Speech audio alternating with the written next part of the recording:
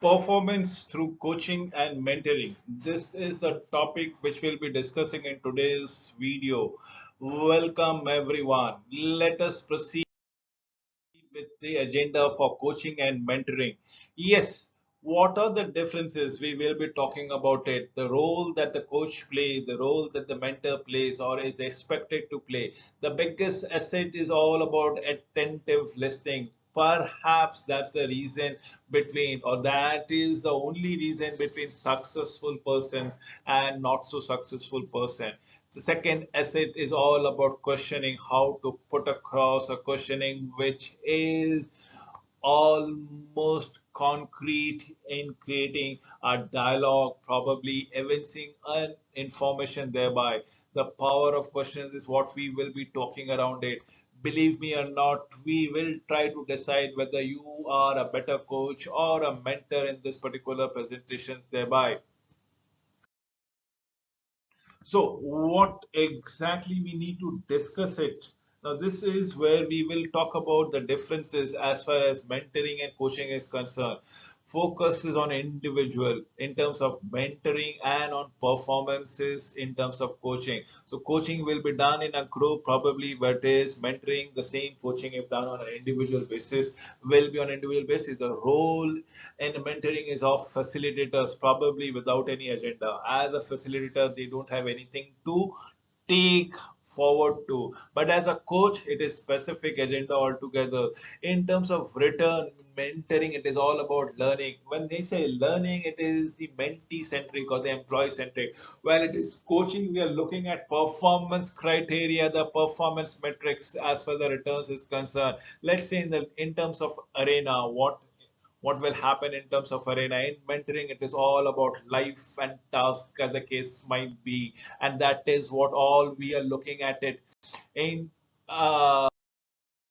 coaching, it is coaching is without mentoring is only half as good. So we have to play that role of a coach or a mentor. Remember, a mentor is a source of information, a source of knowledge, and probably a Socratic questionnaire, whereas a coach is concerned with your performance only, nothing but your performance. It is your ability to adapt to the change, enrolling your support in the vision to direct your for the direction of your district or of your goal that comes around it. This is what is very, very important for you to understand the differences of the role and the coach. Remember, coach is a source of information, knowledge, and being questionnaire, whereas the coach will only look at your performance ability. So, what would you like to be, a mentor or a coach, as the case might be? The single best asset in the world is all about attentive listening. People don't listen in the first point. It is we keep on hearing, even if you are right now watching this video, how many of you are attentively listening and how many are just going through the process of motion of hearing it out. So attentive listening, if we may say so, it's all about thinking and acting in a particular ways that connect you with the speaker. That is where you are trying to form a bond out rightly. Happens naturally when we are interested in what someone is saying. Maximize the quality of our listening, both in terms of effect it has on us and the effect it has on those whom with we are speaking to. It is what listening is all about. It. Remember, even the Almighty has given us 2 ears, more ears than one mouth, so that the Almighty says that listen more and speak less, as the case might be. Let us attend to the steps of attentive listening in this process. Let us understand how we can improve our listening skills and become an effective employee in terms of both of a coach and a mentor is concerned. Get over yourself, give them a solo, as in what? wait until they are finishing making their point before you speak. What happens is many a times as a coach or as a mentor, you have it a know-it-all attitude, basking in your glories probably, and as a result, you assume a lot of unfinished sentences. In fact, it will be prudent to say you do not allow the employee or the mentee to speak to you about their concerns before that you start responding to them. But probably that is not the right thing. You need to listen to their statement, their concern, before you can actually go about it. And that is what we are looking. Stop multitasking. You pretending to listen while you think about something else does not work. It breaks the rapport thereby. Recap. I say recap regularly. If possible, rephrase the statement both at the time of facts and the level of importance. You will go and paraphrase what you have heard, and this will help you in making a meaningful connection. Use connecting words, show that you are connecting with what they are saying, such as aha, oh, yeah, great, it, everything, definitely. Use body language, make frequent eye contact, face them squarely as possible as it is done. Let us understand questioning. Questioning is one of the important aspects which will, as a mentor, as a coach, you will should elicit response for your mentee or your um, uh, protege altogether.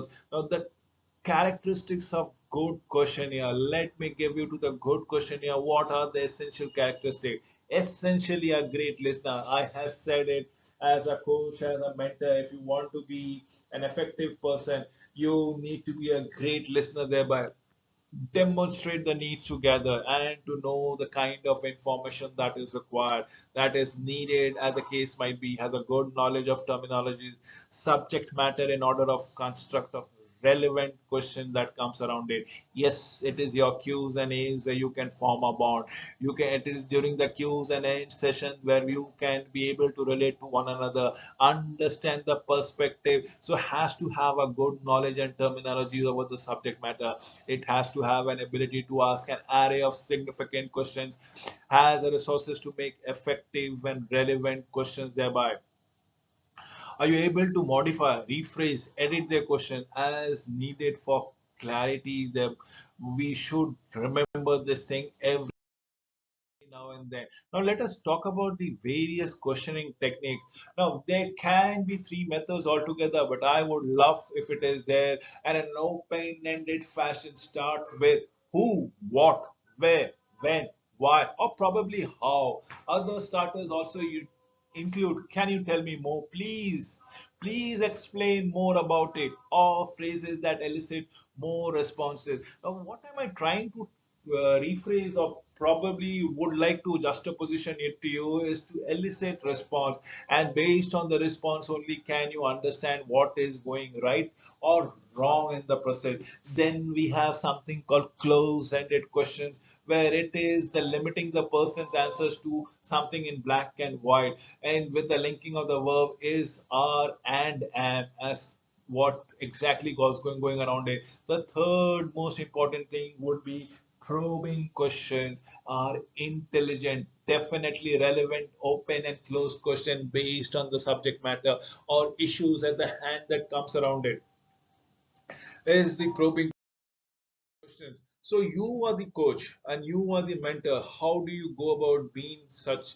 Let us assume you can be a coach and a mentor to the president-elect. I'm not talking about president-elect of our nation, but probably about your community or for a sports club or anything that comes around it, or your mathematics work around, or you might even for your own functional area, you are the president-elect for a particular event that your organization is holding around it. So which role, which hat that you will play, that of coach or that of mentor? So let us come with it. You can be a vital resources. You can help everyone to come up and give it your best shot. You can be the reason to become the success of the club's president. That is what we are looking for it. As a coach, as a mentor to the club's president success, you can be the one to make the difference all and outright. So you are a great coach. who can always learn from experiences, his experiences, the exposure that he or she might have come across with it. Dedication to the purpose as in the objective is concerned, that is very vital and very important. Discipline to stay focused as the case might be. Commitment to improve performances, to improve everything that has been given around it. Can basically the communication skills. Yes, if you a great coach has an experience, has to have a dedication, discipline, commitment, and excellent communication skill. What else could differentiate from a good coach to a great coach? It is your inspiration, it is your ability to motivate. With this you are assured of your success. It you can motivate, you can lead by example, you can percolate certain skills and abilities in your team members. Nothing can bog you down as a coach. You will be able to lead, you will be able to learn, and probably take your team to the higher echelon altogether. So, question, thoughts, comments that comes from your end. And please, as a coach, as a mentor, you should always encourage people to ask n numbers of questions: how, where, what, who, why, when.